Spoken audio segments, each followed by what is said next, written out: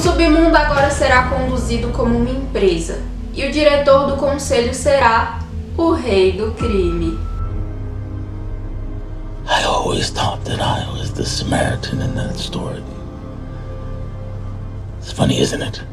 How even the best of men can be deceived by their true nature. What the hell does that mean? It means that I'm not the Samaritan. That I'm like the priest or the Levite. That I am the ill intent who set upon the traveler on a road that he should not have been on.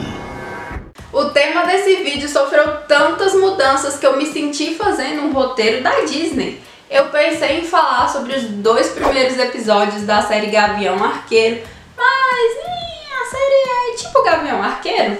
Bem mais ou menos. Eu pensei em falar sobre os easter eggs da série, ou sobre todos os rolinhos que a Marvel já teve, ou ainda sobre a Kate Bishop, a nova Gavião Arqueira. Pra ser sincera, eu pensei em falar até sobre o cachorro, porque olha essa fofurinha aqui. Mas no final eu optei por falar sobre Wilson Fisk, mais conhecido como Rei do Crime, e que é um vilão super interessante da Marvel. A minha humilde opinião, o que não quer dizer muita coisa, nem que eu não vá falar sobre esses outros temas em vídeos posteriores, porque né, eu sou maluca.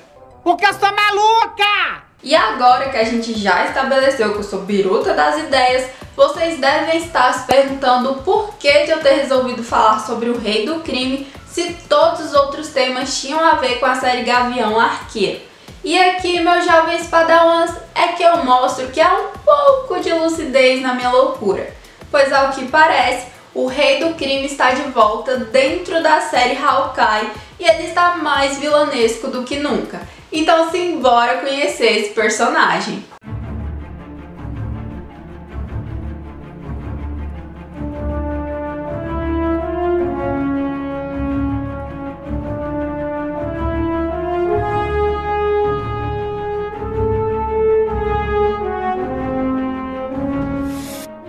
Oi, pudinzinhos! Tudo bem com vocês, folks? Bem-vindos ao Compound Nerd, o meu composto nerd pra vocês. Eu sou a Joy, a sua nerd do YouTube, e toda semana eu vou trazer vídeos novos. Então, se vocês se interessam por cultura pop e conteúdo nerd, eu recomendo fortemente que vocês se inscrevam no canal pra não perder nada, porque de filmes a mangás a gente vai ver de tudo um pouco. E hoje nós vamos falar sobre um assunto que mistura HQs com séries. Então já pega a pipoquinha na manteiga e vem comigo. Como vocês devem imaginar, Wilson Fisk nem sempre foi conhecido como o temido Rei do Crime. Quando criança, Wilson era altamente impopular e era perseguido pelas outras crianças por estar acima do peso. Wilson Fisk não participava das atividades esportivas junto com as outras crianças e sofria bullying por isso. Contudo, no meio desse cenário, ele descobriu um talento especial para descobrir as fraquezas dos outros e utilizá-las a seu favor. E essa é uma característica que ele carregou até a vida adulta, já conhecido como o gênio do crime de Nova York. E à medida que crescia, Fisk acreditava que força física era um fator importante na construção de poder do submundo, de modo que ele treinou o máximo que pôde para aumentar sua força física. E ele era fascinado principalmente pelo sumo, que é um estilo de luta japonês. E além de desenvolver sua força física, o futuro Rei do Crime também se preocupou em desenvolver sua capacidade intelectual, roubando livros de bibliotecas e lojas e lendo principalmente sobre ciência política. Aos 12 anos ele cometeu seu primeiro assassinato e aos 15 ele formou sua gangue com outros amigos adolescentes que desde aquela época já o chamavam de Rei do Crime. E agora que nós já sabemos o passado do cara, vamos saltar para a primeira aparição dele que aconteceu na HQ The Amazing Spider-Man, volume 50 de 1967.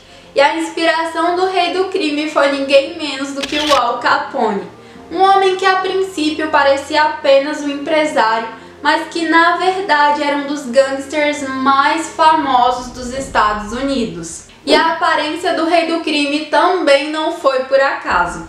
Ela foi inspirada no ator Sidney Greenstreet, que fez vários filmes, dentre eles Relíquias Macabras, Devoção e o famosíssimo Casablanca. What about us? We'll always have Paris. E voltando para a história do Rei do Crime, uma característica muito importante dele é que ele se preocupava em investir o dinheiro ilícito em atividades lícitas.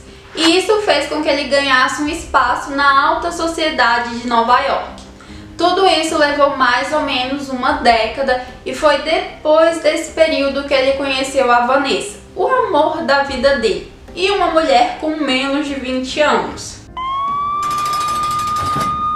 Não se sabe ao certo se a Vanessa sabia das atividades ilícitas do Wilson desde o início, mas depois do casamento ela ficou sabendo. Já tinha jurado na alegria e na tristeza, né? Fazer o quê? E aqui eu vou puxar um pouco de sardinha para a série Daredevil, ou Demolidor, porque eu acho o jeito que eles se conheceram na série muito engraçado. Basicamente, o Rei do Crime está lá, de buenas em um museu, olhando um quadro branco. Sim, o quadro só é branco mesmo. E a Vanessa é uma curadora, que é uma pessoa que cuida, organiza, seleciona e monta uma mostra. Ela vê aquele belo homem olhando intensa e contemplativamente a porcaria de um quadro branco e pensa: meu Deus, aquele homem deve ser um gênio da arte moderna. E aí ela resolve se aproximar, eles começam a trocar uma ideia e a gente descobre que aquele é o quadro preferido dela e que ela até criou uma piada interna para ele. There's an old children's joke. You hold up a white piece of paper and you ask, "What's this?" A rabbit in a snowstorm. E é por isso que eu sou uma boçal no que tange as artes, porque o mais perto que eu já cheguei de uma pintura foram esses quadrinhos aí que eu desenhei no meu tempo livre. Aliás, abre parênteses, porque isso nem estava no roteiro, mas eu preciso falar. Esse quadro que está aparecendo aí na tela se chama Winter Change e foi feito por Willem de Kooning. Está avaliado pela bagatela de 1,5 bilhões de reais. Sim, este belo quadro que parece que você pegou um monte de tinta e tacou na tela. E não para por aí não. Tá vendo este outro quadro que parece que você deu sua tinta pro seu primo de 3 anos e ele foi jogando aleatoriamente com um pincel? Se chama número 717A. Ele não está em exibição, foi feito pelo Jackson Pollock e vale sabe quanto? Sabe quanto? 2,5 bilhões de reais! Não, vocês não estão ouvindo errado, meu Deus. E também não paramos por aí. Tá vendo este outro belo quadro? Sim, este belo quadro com violeta, verde e vermelho, que se chama Violeta, Verde e Vermelho. Foi feito por Mark Rothko, sei lá se fala assim, e vale mais ou menos 972 milhões de reais. Sim, o violeta, o verde e o vermelho. E agora você está se perguntando o porquê você nunca pintou este quadro. Pois é, eu também. Fecha parênteses. Mas saindo da série do Demolidor e voltando para as HQs, como eu falei, papo vai, papo vem, os dois se casaram e 1 ano depois eles tiveram um filho, Richard. Contudo, nem só de Love vive o Senhor do Submundo. E num período X de um universo Y, ele resolve se aproveitar de uma suposta aposentadoria do Homem-Aranha e formar uma super aliança de vilões. Aliança essa que até poderia ter dado certo se o Homem-Aranha tivesse de fato se aposentado, mas se aposentou coisa nenhuma. E quando os crimes começam a aumentar exponencialmente, o Homem-Aranha mete as caras e desmonta essa aliança de vilões. E para piorar para o Fisk, ele tenta silenciar o Clarim Diário. que geralmente é um jornal que só fala mal do Homem-Aranha. Contudo, o próprio Homem-Aranha acaba salvando J. Jonah Jameson, ou JJJ para os íntimos, o que faz com que uma bela matéria de capa seja publicada, estampando Wilson Fisk como ninguém menos do que o rei do crime. E com a super gangue desmanchada e a identidade revelada, o rei do crime decide aceitar o convite da Hydra com o objetivo único e exclusivo de derrubar o governo dos Estados Unidos e talvez, quem sabe, dominar o mundo. Cérebro, o que você quer fazer esta noite? A mesma coisa que fazemos todas as noites, Peter. Tentar conquistar o mundo. E uma curiosidade rápida aqui. O filho do Wilson Fisk era meio que o líder dessa Hydra fragmentada. Eu não sei explicar muito bem como ele chegou nessa posição, mas o que eu sei é que a estadia do Wilson Fisk dentro da Hydra não durou muito.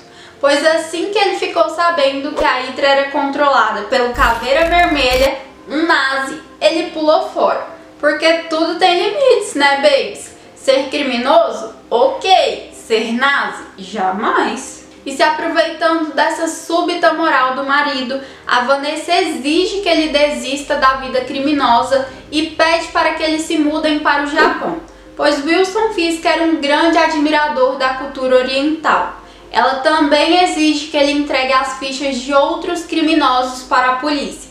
E é aí que dá merda, porque os outros criminosos não ficam nada felizes com isso. Eles sequestram a Vanessa e a matam. Hashtag Lei do Retorno, hashtag Rest in Peace. E pudinzinhos, isso fez com que o Wilson Fisk ficasse full pistola ao quadrado, pois ele amava real a Vanessa. Ele saiu da aposentadoria sem nem ter entrado direito nela. Ele reuniu boa parte do seu grupo de novo e entregou as fichas dos seus rivais criminosos para a polícia por meio do Demolidor. Ele basicamente se tornou o rei da bagaça toda. Tá bom, só da costa oeste, mas já é um baita feito. E por falar em Demolidor, ele se torna o principal antagonista do Rei do Crime. Mas esse antagonismo entra em um impasse ou uma espécie de acordo quando o Demolidor encontra a Vanessa viva, mas com uns probleminhas na cabeça. Ele propõe um acordo a Wilson Fisk, a candidatura do Cherry, que era um governador fantoche do Rei do Crime, em troca da Vanessa. O acordo é aceito, a troca é feita, mas é claro que o Rei do Crime não ficou nada feliz com isso. Ele tentou se vingar mandando a Elektra dar um fim no Fog, que é o best do Demolidor, mas não deu certo e quem acabou morrendo foi a Elektra. Mas não satisfeito com essa nova derrota, o Rei do Crime continuou tentando várias e várias vezes. Mas todas as tentativas de vingança foram frustradas até que ele recebeu uma informação de quem era o Demolidor. Tudo isso por meio de uma ex-namorada do Demolidor, que era uma viciada em heroína. Com essa informação em mãos, ele arma para o Matt, que é o Demolidor, e faz ele perder o direito de advogar. Ele deixa ele na lama, acabado, pobre e sem respeito. E como se a sarjeta já não fosse vingança suficiente, ele tenta dar um fim definitivo no herói. Mas de novo acaba não dando certo. E o que a gente aprendeu com tudo isso? Não namorem. Mas se vocês namorarem e calhar de você ser um super-herói, não revele a sua identidade secreta para os seus pares. Ao invés disso, deixem aqui nos comentários, porque eu prometo proteger a identidade de vocês. A menos, claro, que me ofereçam R$1 milhão, 1000 inscritos ou uma casinha / cômodo secreto. Aí, meu caro, sua identidade já era. Exceto se você se inscrever no canal. Aí sim, sua identidade está 100% garantida. Palavra de escoteira. Mas voltando para a história, porque se vocês me derem palco eu vou longe, o Demolidor sobrevive e ele começa a arquitetar uma vingança contra o Rei do Crime. Ele expõe o Wilson Fisk pelo canalha que ele é e acaba com a reputação e grana que o cara tinha. E ele ainda pega a Vanessa, que já havia recobrado a sanidade, e a leva para um local secreto. Acabado e largado, o rei do crime se muda, começa a trabalhar na Stark Fujikawa, como eu não sei. Ele restabelece parte do poder e volta para Nova York, porque quando o cão é insistente, ele não larga o osso. Mas retrocedendo um pouco, em algum momento do passado do rei do crime, ele adotou Maya Lopes, uma menina que nasceu surda e possui origem indígena. Mas não pensem vocês que isso foi bondade no coração do Wilson, porque não foi. Afinal, foi ele quem matou o pai da Maya e ele só a adotou porque o pai dela pediu e porque ele achou que poderia tirar proveito disso em algum momento no futuro. Então, voltando para o presente, ele convence a Maya de que foi o Demolidor quem tirou a vida do pai dela. E isso faz com que a Maya treine loucamente o estilo de luta do Demolidor e vá para um confronto com ele. Mas o tiro sai pela culatra porque ela reconhece o Demolidor como Matt Murdock, um homem com quem ela havia saído.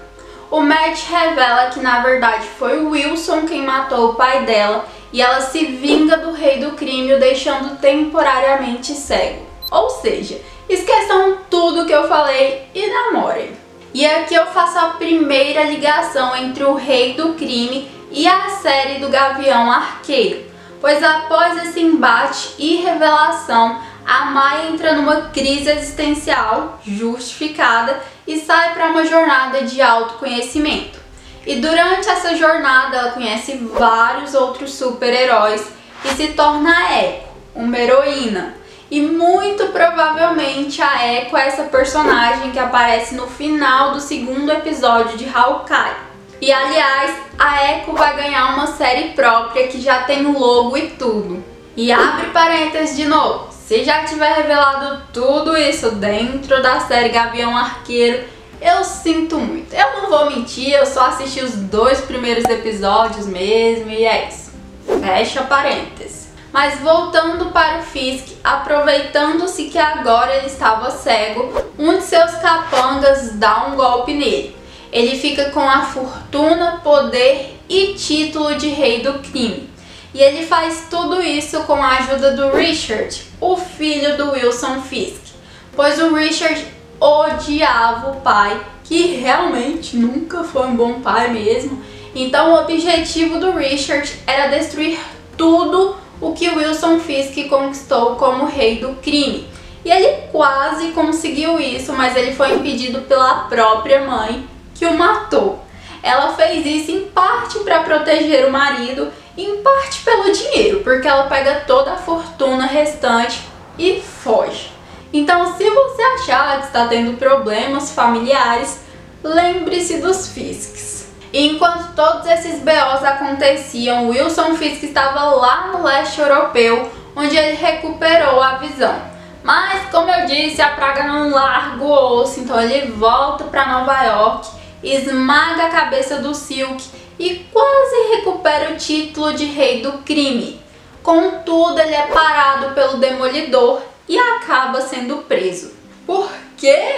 Vai curtir umas férias no Japão, no Havaí, na Tailândia, sei lá, se tiver um show do BTS. Chega de rei do crime, né, filho? Chega de Nova York. Não. Lá na prisão ele faz vários inimigos, porque pelo visto ele adora ter com quem tretar. E a Hydra queria ele morto, então onde ele ia ele era alvo.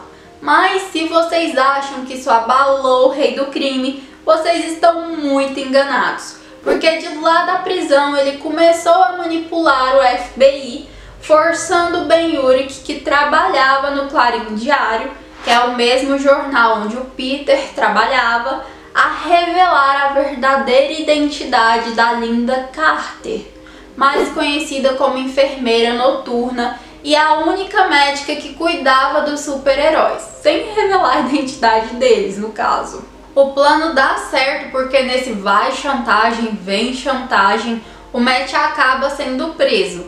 Contudo, o Fisk, que já havia sido solto, é traído pelos federais e é preso de novo. Só que dessa vez ele é colocado na mesma cela que o Matt. A ideia era que os dois acabassem um com a raça do outro, mas o inesperado acontece e os dois formam uma aliança para evitar uma rebelião que havia sido iniciada na prisão.